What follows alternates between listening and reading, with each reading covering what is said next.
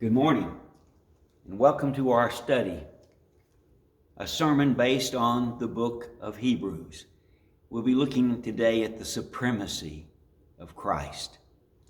Jesus is above all and is the full revelation of God.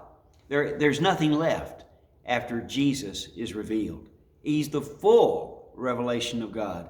He's above everything else.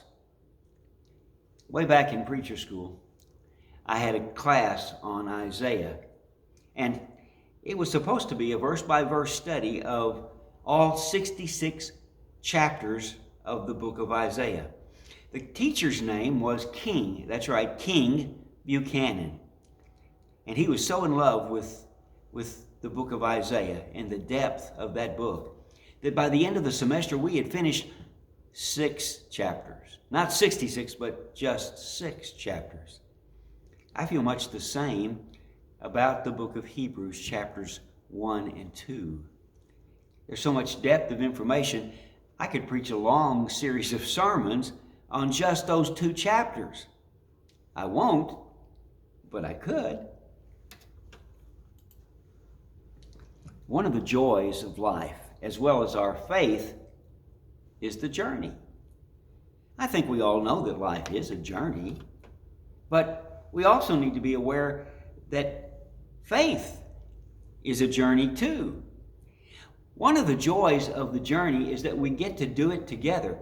That's one of the reasons that I really love being able to drive to Clayton, New Mexico from Goodwill, Oklahoma on Sunday morning. My wife and I get to make the journey together. We love traveling together.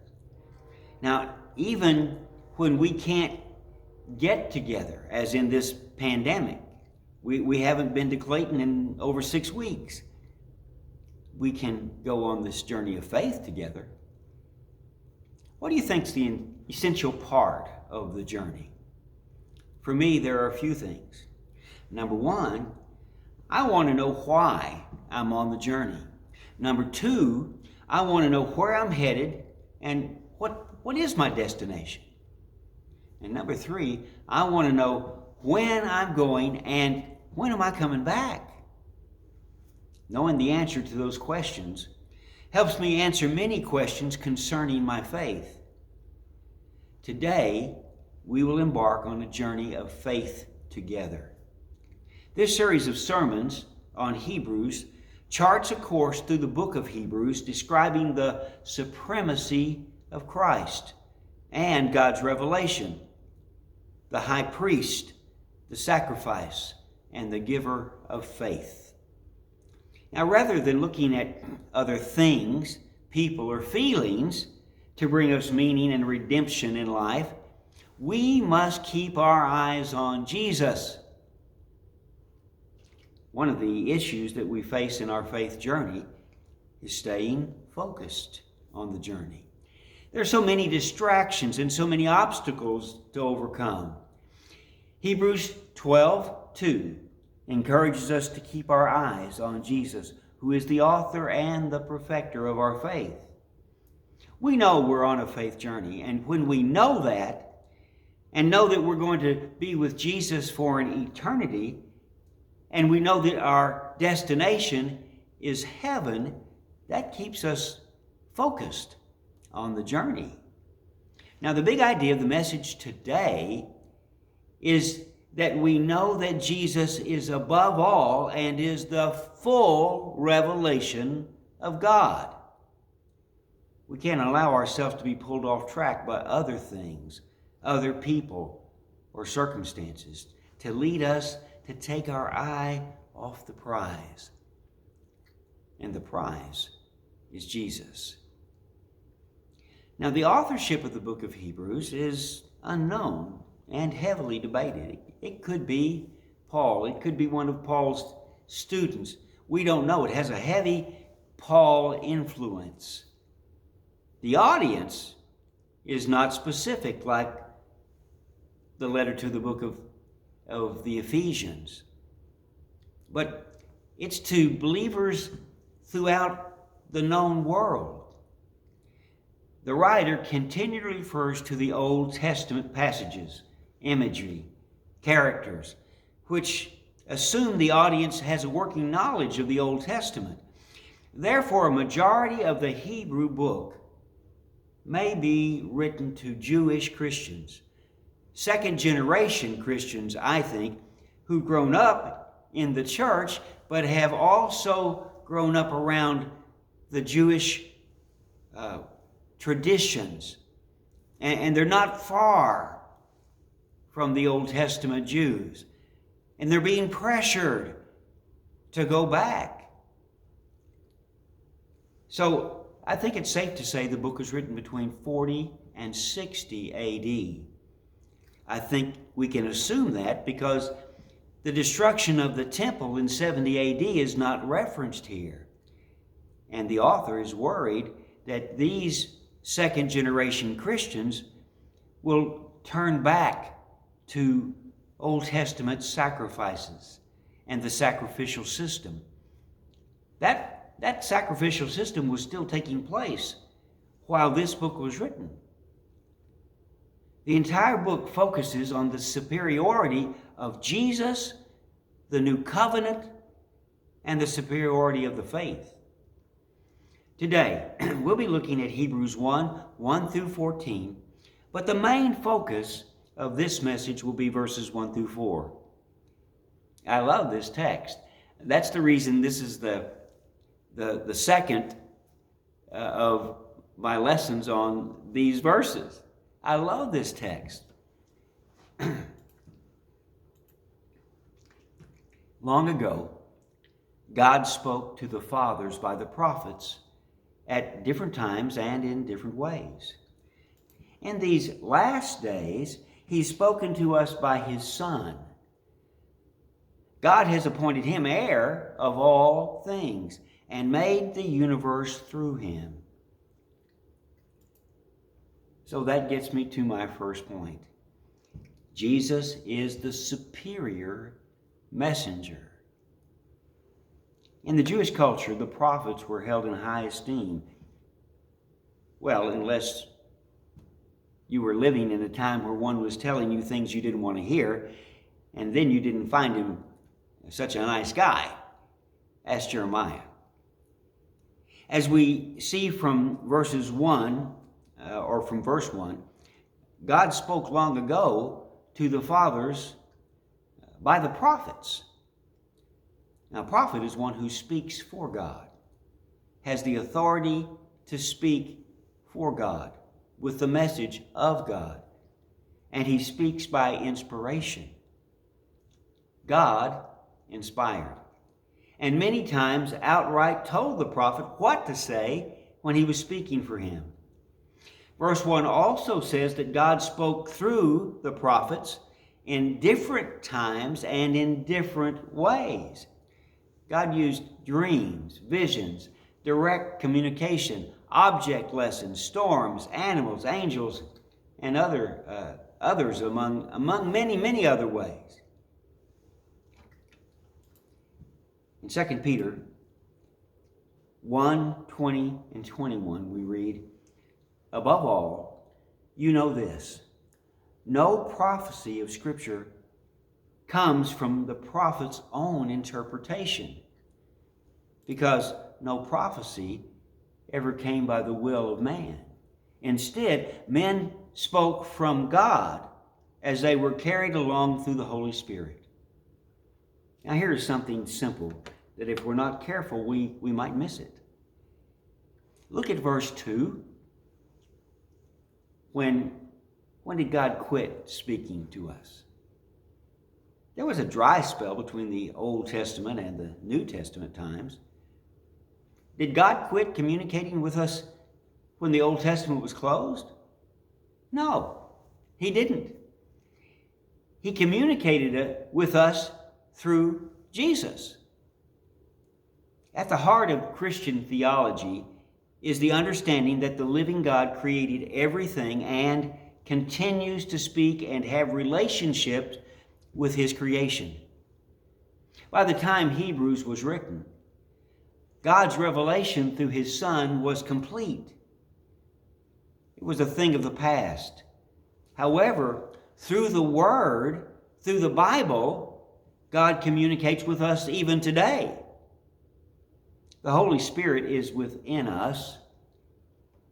If we've obeyed the gospel, as in Acts chapter 2:38, we now have the Spirit of God living within us, lifting our prayers to God. Romans 8:26 and 27 tells us that the Spirit in us translates our message to God. The Old Testament shows God working through angels and prophets and signs and nations, and His written word, called the Torah, given to Moses. The writer of Hebrews opens his discourse by saying, in the past, God spoke to our ancestors through the prophets at many times and in various ways. Hebrews 1:1. However, in these last times, these last days, God has spoken to the world through His Son, Jesus. So that's how He spoke to us in the past, but Jesus is how He speaks to us now. Now, this isn't just an additional revelation equal to the words spoken to Moses and Abraham and Isaiah and David. The author wants to put an exclamation point on his proclamation by saying Jesus is the final word from God, because He is God. Jesus is greater than the prophets. God appointed Him heir of all things. All things were created by Him and through Him. The other issue concerning the prophets is that they only knew bits and pieces of information. None of them had the full picture. Look at this. 1 Peter 1:10 and 11. Concerning this salvation, the prophets who prophesied about the grace that would come to you searched and carefully investigated. They inquired into what time and what circumstances the Spirit of Christ within them was indicating when He testified in advance to the suffering of Christ and the glories that would follow. In life, who do you trust for the answers, the inspiration, and direction? The Jews put a lot of stock in the prophets, and rightfully so. However, Jesus is greater than the prophets. Jesus knew what was happening from beginning to end. Not bits and pieces, but He knew the whole story. On our faith journey, we need to tune out the noise of false religion, false prophets, and false teachers, and place our focus squarely on Jesus. Hebrews 1:3. The Son is the radiance of God's glory. I want you to think about that word. The Son is the brightness of God's glory.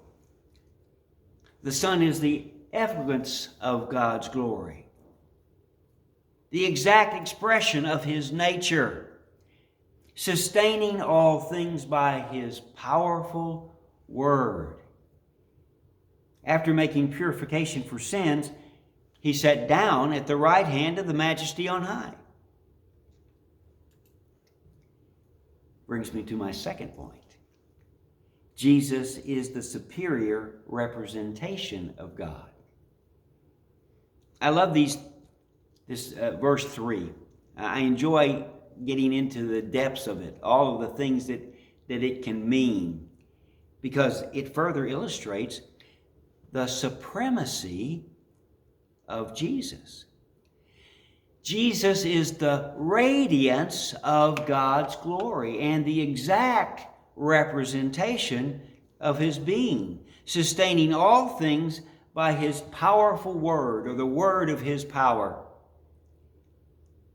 The radiance of God's glory speaks of the dazzling sphere of light that one sees coming as he sits on the throne of God. Think about Revelation chapter 4 and 5. I know the book of Revelation is hard to understand.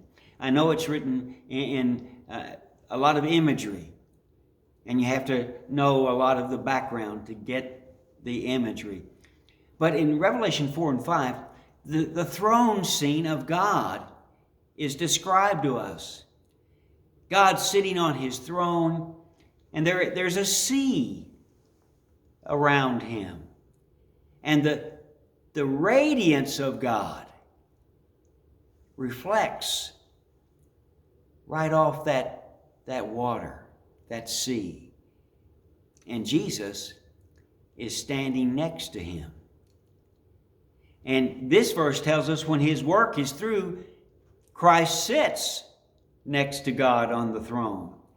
And we see the brightness of God reflected in Jesus, just like in that water.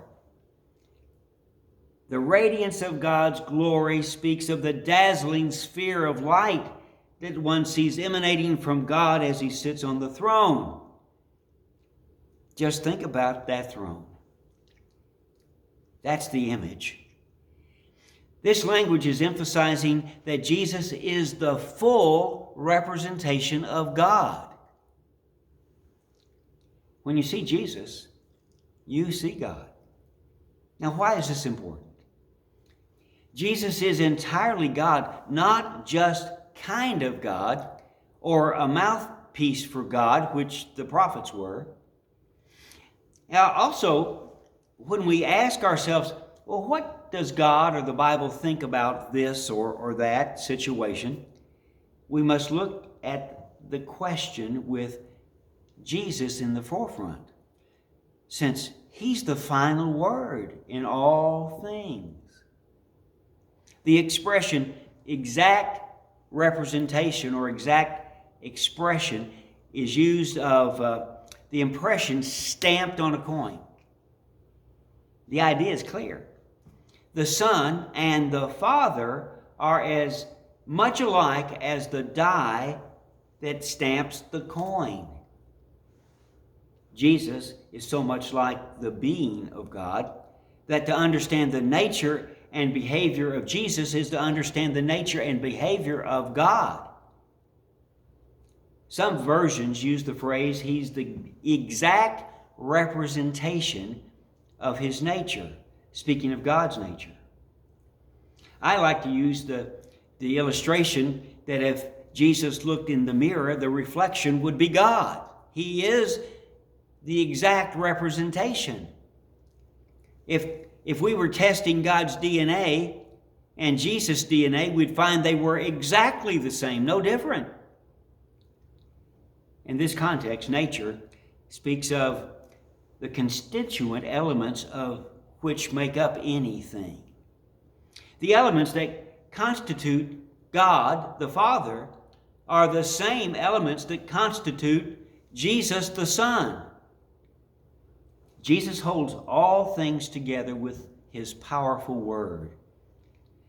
It is nothing less than the power of Jesus' own words that are sustaining all things right now. Think about that.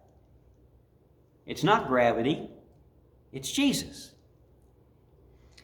The gospel writers present Jesus out front, performing miracles, interrupting or controlling the laws of nature. They don't show this inside work of Jesus, the behind the scenes, sustaining and holding all things together work of Jesus, as in this passage in Colossians 1:17. Colossians 1:16 and 17. For everything was created by him in heaven and on earth, the visible and the invisible, whether thrones or dominions or rulers or authorities, all things have been created through him and for him. For he is before all things, and by him all things hold together. Just think about that. In our first point, we see that Jesus is superior to the prophets. In our second point, we see that Jesus is superior to the priest. After Jesus died on the cross, after he rose on the third day, he sat down at the majesty, the right hand of God on high. Now, this image indicates the finished work of the high priest. And it shows his work now reigning as king.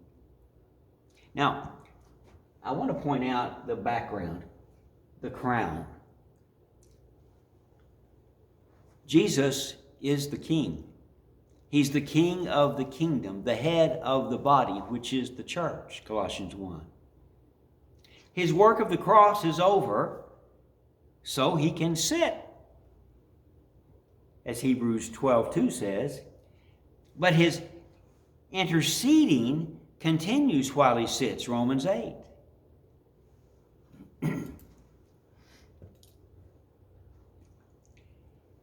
Keeping our eyes on Jesus, the source and perfecter of our faith, for the joy that lay before him, he endured the cross, despising the shame, and sat down at the right hand of the throne of God. Now we get to Hebrews 1:4-14. Now, I'm going to read this so that we can get the whole context. Beginning with verse 4, so he became superior to the angels. So Jesus is greater than the angels. Just as the name he inherited is more excellent than theirs. Strong point. For to which of the angels did he ever say, you are my son, today I have become your father, or today I've begotten you? Or again, I will be his father and he will be my son. Did an angel ever get that? No. Again, when he brings his firstborn into the world, he says, and let all God's angels worship him. So, who's higher than the angels? Who's greater than the angels? The one they worship. And about the angels, he says, he makes his angels winds and his servants a fiery flame. But to his Son, your throne, O God, is forever and ever. And the scepter of your kingdom is a scepter of justice. You have loved righteousness and hated lawlessness. This is why God, your God, has anointed you with all the oil of joy beyond your companions. And in the beginning, Lord, you established the earth. So talking now to Jesus, in the beginning, Lord, you established the earth. You created the heavens. They're the work of your hands. Who is the creator? The Word. Who is the Word? The Word became flesh, John 1:14. It's Jesus. Verse 11, the angels, all these made things, they'll perish, but you remain. They'll wear out like clothing. You'll roll them up like a cloak, and they will be changed like clothing. But you are the same, and your years will never end. Verse 13. Now to which of the angels did he ever say, sit at my right hand until I make your enemies your footstool? Are they not all ministering spirits, sent out to serve those who are going to inherit salvation? Third point. Jesus is superior to the angels as well as all creation. In our first point, we see that Jesus is superior to the prophets. In our second point, we see that Jesus is superior to the priest. In our final observation, we see that Jesus is a superior king. Jesus, my heavenly King, loves me, I know. He's superior, a superior king. Even today, you've got to admit people have an affinity for angels. There are bookshelves full of books on the subject of angels. There are TV shows that talk about being touched by an angel. Ruth and I watched a movie the other night about an angel who came to earth to answer the prayer of a little girl. All these speculative things. God used angels for several tasks throughout time. We don't know really a lot about angels. You can study angels, but my study of angels has told me that I know a lot of things, but I don't know a lot of things. What we know is that they're nothing more than a higher form of creation, and they worship the Creator. There is one more magnificent idea with which Hebrews summarizes this opening declaration of Jesus' preeminence. We read, having become so much greater than the angels, it's fitting that he won a name much more significant than theirs. Now, I want to look into this a little bit. I find it interesting that the Hebrew writer uses 2 verses to talk about the supremacy of Jesus over the prophets, and 1 verse to talk about the fact that Jesus is superior to the priest, along with the fact that Jesus is the exact representation of God. And yet we see 10 verses which speak of Christ's supremacy over the angels. The Hebrew writer quotes 7 Old Testament passages in these 10 verses to prove the statement made concerning Christ in verse 4. The name Son is more excellent than the name angel. During the time Hebrews was written, a person's name was meant to concisely sum up all that the person was to be. The name Jesus is like shouting in a loud voice, He's Jesus, Son of God. That trumps everything. Because of time, we'll not cover all 10 verses. But I want to focus your attention on verses 13 and 14, because this sums up the thought of these 10 verses nicely. Verse 13. Now, to which of the angels has he ever said, sit at my right hand until I make your enemies your footstool? Are they not all ministering spirits sent out to serve those who are going to inherit salvation? Angels are not sons. They're servants. The Son is the co-ruler with the Father. That's where he gets the crown. The angels, at best, are servants whom the king sends out repeatedly as the occasion demands. By the way, verse 14 is written in a present tense form, which indicates continuous action. Angels are sent out over and over and over again to serve. Sent out means commissioned to do a task. Their task is that of servant. We must see Jesus as the final and full revelation of God, not just a part of God's revelation. We need to fully be aware of who Jesus is and why we need to allow him to lead us in our journey of faith. We cannot allow anyone or anything to take the place of Jesus as the leader in our journey. If we're trying to go on a faith journey without him as our leader, we're going to end up in a place that we don't want to go. We're going to go on a journey to nowhere that we want to be. Now, if Jesus is your king, If Jesus is your prize, then you're focusing on the right thing.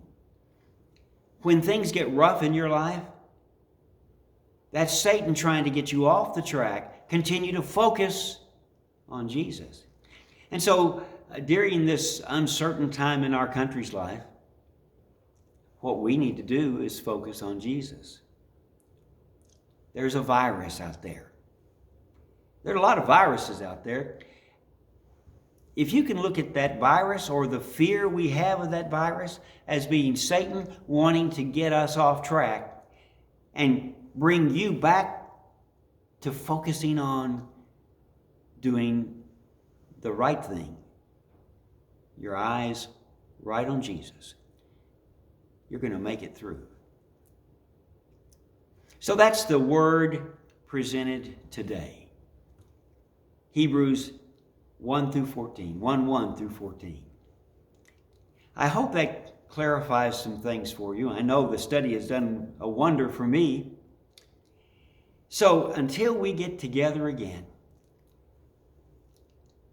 as I like to say at the end of my letters, Colossians 3:17, whatever you do in word or deed, do all in the name of the Lord, and we'll see you again next time.